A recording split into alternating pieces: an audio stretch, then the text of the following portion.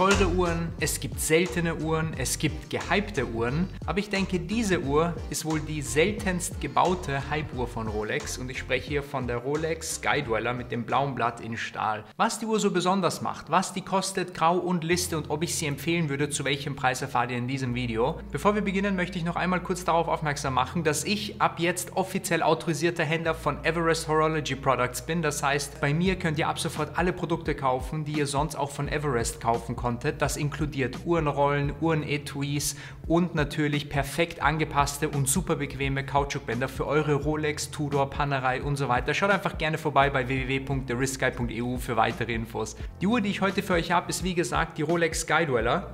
Beginnen wir einfach mal ganz kurz wieder mit der Geschichte zur Uhr. Die Skydweller wurde eingeführt 2012, so ein bisschen aus dem Nichts. Obwohl, so sehr aus dem Nichts war es gar nicht so sehr, finde ich. Weil das Namensschema der Skydweller kannten wir ja bereits in der Seadweller. Und ich habe das Gefühl, bis jetzt gab es halt immer die Submariner und die Seadweller, sozusagen die nächste Evolutionsstufe.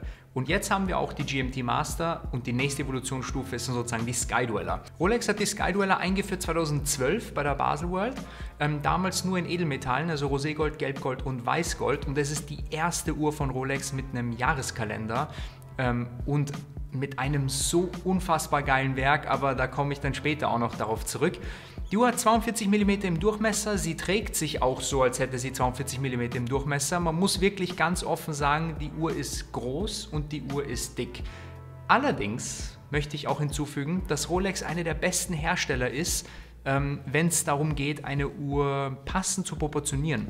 Und ihr seht hier an meinem relativ schmalen Handgelenk, also ich habe 16,5 cm im Durchmesser ungefähr, sitzt die Uhr relativ gut, meiner Meinung nach. Sie hat jetzt nicht so viel Overhang und sie ist auch nicht allzu dick, vor allem wenn man das damit vergleicht, was da eigentlich alles drinnen ist. Beim Gehäuse beginnen schon so ein bisschen die Weirdheiten von der Uhr eigentlich, weil mir kommt so vor, es ist nicht so ganz klar, ob die Uhr jetzt eigentlich eine Professional-Uhr ist oder eine elegante Uhr ist. Nämlich normalerweise ist ja die Submariner ein Professional-Modell, Seadweller ist ein Professional-Modell, GMT Master ist ein Professional-Modell, aber die Skydweller ist jetzt plötzlich eigentlich kein Professional-Modell mehr. Passend zu einem Professional-Modell kamen sie ja auch nicht in Stahl auf den Markt. Und Professional-Modelle haben ja eigentlich auch keine Weißgoldlünette. Aber das Gehäuse ist hier auf jeden Fall das klassische Oyster-Gehäuse. Eigentlich dasselbe Gehäuse, wie ihr es auch bei einer Datejust findet. Nur ein bisschen dicker. Erinnert mich so ein bisschen, muss ich zugeben, an das Gehäuse einer Erking oder einer Milgauss. Nur noch einen Ticken größer natürlich. Das Gehäuse ist komplett poliert. Also die Kanten sind poliert und die Oberseiten der Hörner sind poliert. Also durch und durch ja, sehr glänzendes Ding eigentlich. Das Band ist ja das klassische Oysterband von Rolex mit polierten Mittelgliedern und satinierten Außengliedern. Im Bandanstoß ist das Ding eigentlich auffällig breit. Also wir haben hier oben einen Bandanstoß von ca. 22 mm. Das sind wir eigentlich von Rolex nicht gewohnt. Für mich persönlich normalerweise auch ein Ticken zu breit. Aber hier funktioniert es irgendwie ganz gut, finde ich. Die Schließe ist hier die klassische Oyster Clasp Schließe, also nicht die Professional Schließe. Das deutet wieder ein bisschen darauf hin, dass das Ding eigentlich ein elegantes Modell ist und kein Professional Modell ist. Natürlich verbaut auch hier Rolex die EasyLink Verstellung. Das heißt, ihr macht das Ding auf und hier auf der unteren Seite könnt ihr einfach so ein bisschen ziehen und dann habt ihr einfach noch so eine Halbgliedverlängerung in der Uhr. Extrem bequem und muss, finde ich, heutzutage jede moderne Uhr haben. Am Arm trägt sich die Uhr, wie gesagt, nicht so klein, aber auch nicht so groß, dass es jetzt untragbar wäre. Also wie gesagt, ich habe ein relativ kleines Handgelenk mit 16,5 cm im Durchmesser. Funktioniert meiner Meinung nach eigentlich ganz gut. Der Star der Show ist hier natürlich das Ziffernblatt und diese Uhr hat hier dieses heiß begehrte blaue Ziffernblatt. Die Skydweller gibt es natürlich auch mit dem weißen Blatt und dem schwarzen Blatt, aber am begehrtesten ist natürlich die blaue Variante. Die ersten Modelle hatten arabische Ziffern, jetzt haben wir Stabindizes, die leuchten auch. Die Zeiger sind teilweise perforiert, damit man jetzt auch den Ring der zweiten Zeitzone sehen kann und das ist eben auch eines der bekanntesten Features der Skydweller, muss man sagen. Nämlich, wie ihr seht, hat das Ziffernblatt hier in der Mitte einen Ring drinnen und dieser Ring deutet eigentlich die zweite Zeitzone. Also hier in dem Fall wäre es 10 Uhr, wenn es um die zweite Zeitzone ging und der Zeiger ist eben teilweise perforiert, damit ihr eben das noch lesen könnt. Eigentlich ganz geil mitgedacht von Rolex, aber eine Sache, die mit dem Werk auch zu tun hat, ist, wir wissen es alle, dass die Uhr einen Jahreskalender hat und dieser Jahreskalender wird auf die genialste Art und Weise angezeigt, wie man sich das nur vorstellen kann. Nämlich, wie wir alle wissen, hat das Jahr 12 Monate, die Uhr aber auch 12 Indizes. Das hat sich Rolex zunutze gemacht und hat über jeden Indiz ein kleines Fenster platziert und der rote Indiz deutet auf den aktuellen Monat hin, in dem Fall ist es 1 für Januar.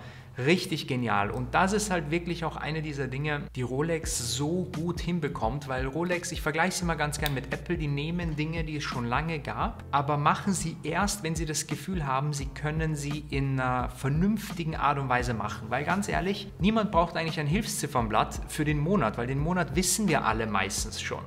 Das heißt, wenn ihr jetzt ein Hilfsziffernblatt auf dem Ziffernblatt habt, macht es das ganze Ding eigentlich nur komplizierter. Und man kennt es ja auch vom Patek zum Beispiel, wenn ihr einen ewigen Kalender und einen Jahreskalender vor euch habt, dann hat das Ding so viele kleine Zeiger noch oben drauf, dass man die Uhrzeit und so weiter alles nicht mehr so leicht ablesen kann.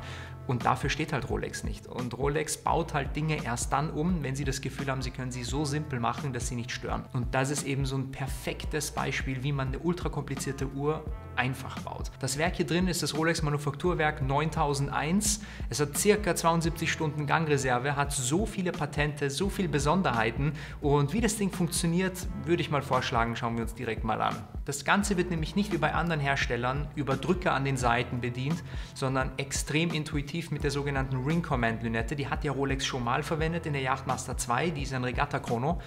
Und hier verwendet das Rolex wieder. Die Lünette ist übrigens aus 18 Karat Weißgold in dem Fall gefertigt.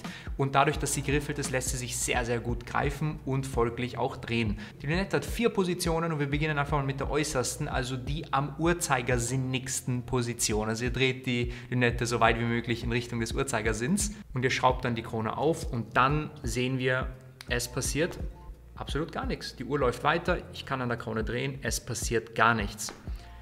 Wie funktioniert das Ding jetzt? Ihr könnt die Krone draußen gezogen lassen. Das ist unfassbar. Ihr lässt das Ding einfach draußen gezogen, dreht die Lünette jetzt einmal gegen den Uhrzeigersinn. Es schnappt ein, die Sekunde läuft weiter, weil jetzt sind wir nämlich in der Datumverstellung. Das Datum lässt sich in beide Richtungen verstellen und zwar unfassbar schnell, egal zu welcher Uhrzeit, ihr könnt das Ding nicht beschädigen. Und wenn ihr merkt, ihr geht über den 30. hinaus, springt das Datum auf das nächste Indiz. Extrem genial und dabei weiß die Uhr auch, welcher Monat 30 und welcher 31 Tage hat. Er weiß natürlich nicht, welches Monat ein Schaltjahr ist, dazu bräuchtet ihr einen ewigen Kalender, aber ich glaube, alle 4 Jahre einmal die Uhr einstellen ist schon okay. Wenn ihr das Datum eingestellt habt, dreht ihr die Lünette noch einmal gegen den Uhrzeigersinn, die Sekunde geht weiter, jetzt seid ihr in der Stundenschnellverstellung.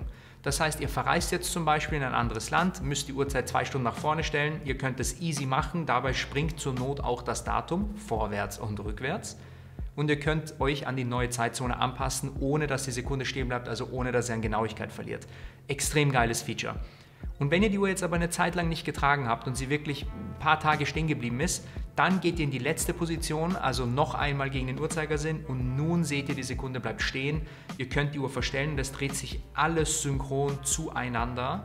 Das Datum wird springen, die lokale Zeit dreht sich, die GMT-Zeit dreht sich und der Sekundenzeiger bleibt stehen, damit ihr die Uhr perfekt und möglichst genau einstellen könnt. Nachdem ihr das gemacht habt, könnt ihr die Krone einfach wieder zudrehen, zuschrauben und das Ding ist eingestellt. Ich bin so ein bisschen ein Ordnungsfreak, ich mag es dann ganz gern, die Lünette wieder an die letzte Position zu drehen und dann ist das Ding eingestellt.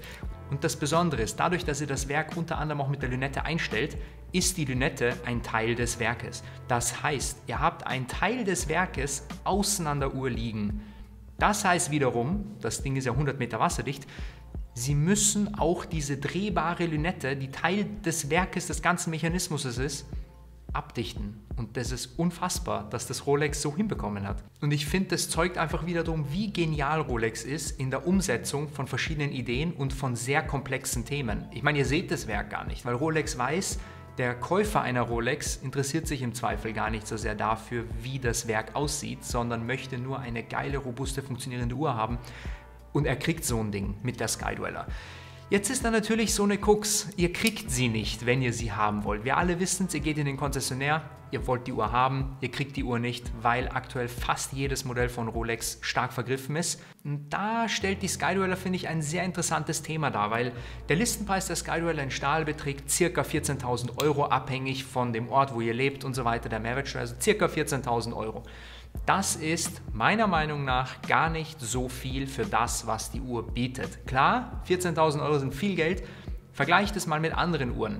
Daytona kostet fast 12.000 €. Omega Speedmaster Kaliber 321 kostet auch fast 12.000 €. Yachtmaster 2 kostet über 17.000 € Liste. Ich weiß nicht, ob diese Uhr so viel unkomplizierter ist als eine Yachtmaster 2, wenn ihr wisst, was ich meine. Die Skydweller ist unter anderem eine der Top-Uhren von Rolex, wenn es um Stahlmodelle geht und auch wenn es um Goldmodelle geht. So ziemlich das fast teuerste, was geht. Und dafür finde ich sie eigentlich in Stahl relativ gut gepriced und ich glaube, dass das auch einer der Gründe ist, warum die Uhr so extrem beliebt ist. Wenn ihr jetzt natürlich sagt, ihr wollt die Uhr ab sofort und jetzt gleich haben, dann empfehle ich euch, schaut mal vorbei bei Chronext. Vielen Dank auch, dass sie dieses Video hier gesponsert haben und allgemein den Kanal in letzter Zeit. Chronext ist so ziemlich der größte Online-Händler, wenn es um Uhren geht, hier in Europa und die haben so ziemlich jede Uhr lagern, fast jede gehypte Rolex haben die da. Natürlich zahlt ihr da den Graupreis, aber mit dem Code TheWristGuy bekommt ihr auch noch Rabatte auf die Uhr und unterstützt meinen Kanal damit auch noch direkt. Würde mich sehr freuen. Also alle Infos zu der Skydweller und auch den anderen Ziffernblattfarben seht ihr unten in der Videobeschreibung. Die Frage ist jetzt nun, würde ich eine Skydweller empfehlen und wenn ja, zu welchem Preis? Also empfehlen, ja, auf jeden Fall. Es ist eine ultra geile Uhr. Der Preis ist hier ein bisschen die Krux, weil zum Listenpreis auf jeden Fall, sicher. Nehmt die Uhr sicher. Der Graupreis ist 25.000 € ungefähr für die blaue Variante und dann wird es immer weniger. Die blaue 25 ist zu viel, ganz klar, würde ich nicht direkt kaufen. Aber wenn ihr euch das so überlegt, warum sollte die Uhr eigentlich nicht 25 wert sein? Wenn wir sie vergleichen mit anderen Uhren, eine Nautilus kann nicht viel mehr und ist noch teurer. Eine AP kann nicht viel mehr, ist noch teurer. Diese Uhren sind teilweise sogar noch fragiler und sensibler als eine Skydweller. Und mit der Skydweller habt ihr halt eine Uhr von einer Top-Marke, also wenn nicht die Nummer 1 im gesamten Uhrenmarkt, wenn es um Brand Recognition geht und auch um Image und so weiter. Und dann für 25.000 eines der Top-Modelle in Stahl mit einer Weiß-Gold-Lünette, mit einer GMT-Funktion, und einem Annual-Kalender und einer Ring-Command-Lünette und dem Easy-Link-Band und natürlich einem Oyster-Band, perfekte Verarbeitung, wasserdicht, robust. Ich finde, das Ding ist selbst zum Graupreis gar nicht mal so schlecht. Wenn ich es jetzt vergleiche mit einer Daytona, die auch 25 Grau kostet, ist die Skydweller eigentlich besonderer. Und da kommen wir dann auch zum nächsten Punkt. Wie selten ist eigentlich die Skydweller? Weil ich weiß, ihr wartet sehr lange auf das Ding, ihr wartet auch lange auf eine Daytona, aber viele wissen das vielleicht gar nicht. Eine Daytona wird viel öfter produziert und ausgeliefert als eine Skydweller. Ihr wartet bei der Skydweller nur so lang, weil das Ding so wenig hergestellt wird. Und das ist auch eine der Dinge, warum ich euch eine Skydweller ans Herz legen würde, ganz ehrlich. So viele werden davon nicht hergestellt. Und ich glaube, wenn die mal eingestellt wird, wäre das ein ganz interessantes Modell. Und die wurde dann auch nicht allzu lang hergestellt. Also von 2012 bis, mal angenommen, sie würde 21, 22 irgendwann eingestellt werden. Das wären knappe 8 bis 10 Jahre. Nicht allzu lang eigentlich. Natürlich, wir wissen alle, sie wird jetzt so schnell nicht eingestellt, aber bei Rolex weiß man nie, was passiert. Also ich denke, das ist eine coole Uhr, die man nicht so oft sieht. Wenn ihr mal darauf achtet, wie oft seht ihr eine Sub oder eine Pepsi oder eine Batgirl draußen, wie oft seht ihr eine Daytona draußen und wie oft seht ihr eine Stahl Skydweller draußen. Finde ich die Uhr eigentlich sehr interessant. Einziges Manko ist eben meiner Meinung nach die Größe und die Dicke der Uhr.